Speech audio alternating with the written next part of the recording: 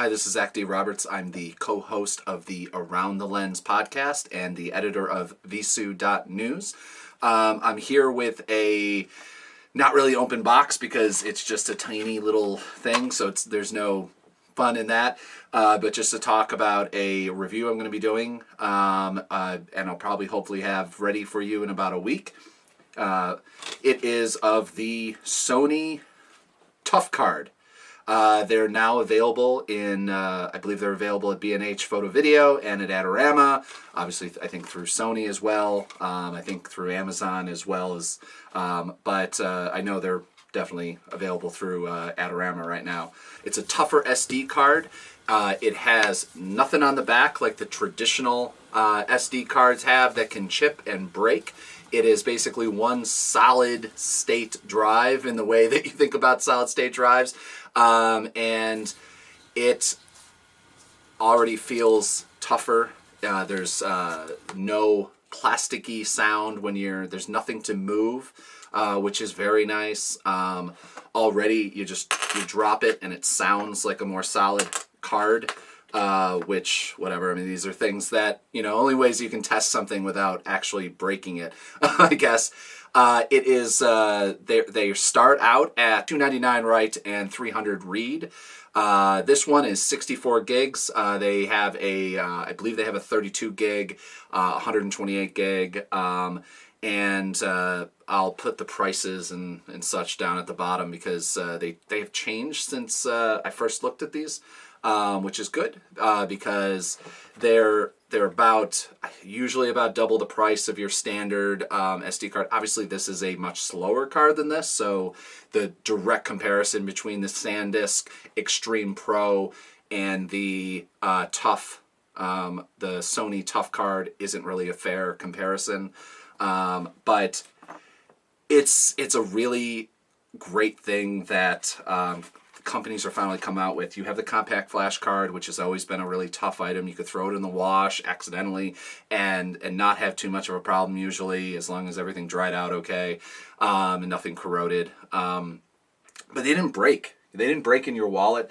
I have somewhere around here in my random amount of crap, I think I might have finally chucked them. I've got like half a dozen of these SD cards, if not more, over the years that some little tiny piece is broken, and something's chipped off, and when you put it into a reader, it just doesn't read right, and it doesn't. More importantly, it doesn't read reliably anymore. So basically, you gotta chuck them. And SanDisk has a pretty good return policy, I've understood. I've tried going through it, haven't heard back from them, so I don't know if I'm missing something that I was supposed to do or what. I'm going to look into it further, but it is great that there's a couple companies. Hoodman has always had one that's a tougher card. I think it's their Hoodman Steel cards. I haven't looked into those in a couple years. I just remember them, 8 years ago or whatever, I think, when I first looked at them, being a lot more pricey and not, at least in the feel and feeling like too much more tough, other than they wouldn't maybe bend. But I never have that problem with these cards. It's not the bending, it's not the breaking, it's just the little tiny bits of plastic across the back that end up chipping or falling off or whatever, just through wear in and out of the cameras and things like that, because that's, you got to do it really fast sometimes, and you can be a little bit careless. This card feels like it's going to be more likely to break something in your laptop or in your card reader than it is. It's so well built, and that's not meant that it's actually going to do that, but just it's better built than most card readers are, I found, and it's certainly better built than most of the SD cards, whether that be Panasonic, the other Sonys, or whatever that it's built. Really looking forward to going to try this out. I'm going to try this out through a couple protests and stuff like that, and different shoots, and try with video and see if I see any difference. I shoot full frame Nikons that don't shoot 4K, so I'm not really going to get the benefits of the speed when it comes to the video here, and not that really makes too huge of a difference on most cameras anyway, once you get up into the Extreme Pro, the professional versions of things. But I'll have a review hopefully in about a week, but until then, I recommend going to Sony's website. I'll have the link in the description. Checking out these tough cards. Because honestly, I'm betting in like 5 years, almost all cards are going to be like this, if we're assuming we're still on the SD card format, because these are just, they break too much.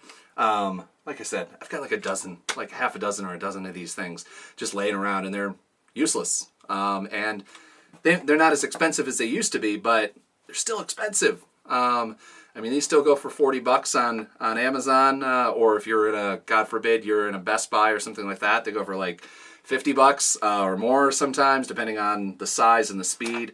So it's great to have, hopefully, Sony, like it's doing with their mirrorless camera systems, it's going to push the rest of the competitors into this market. And I'm also going to try to dig up some of its competitors.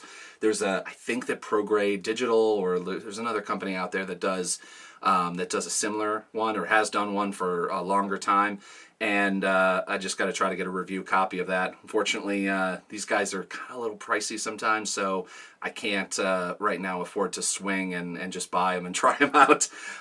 But please check back here, aroundthelens.com and visu.news. That is visu.news.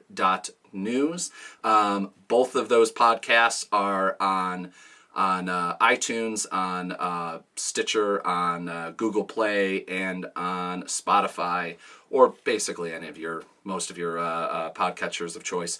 But we'll have a full video in a week or so where I can kind of break down and talk more about what I thought about them, and also what I'm going to try to see if I can get some other comments from thoughts from other photographers about whether this is something they give a damn about, whether this is the problem that I just have, or whether this is a larger issue that needs to be dealt with. But thanks so much for your time, and aroundthelens.com and visu.news.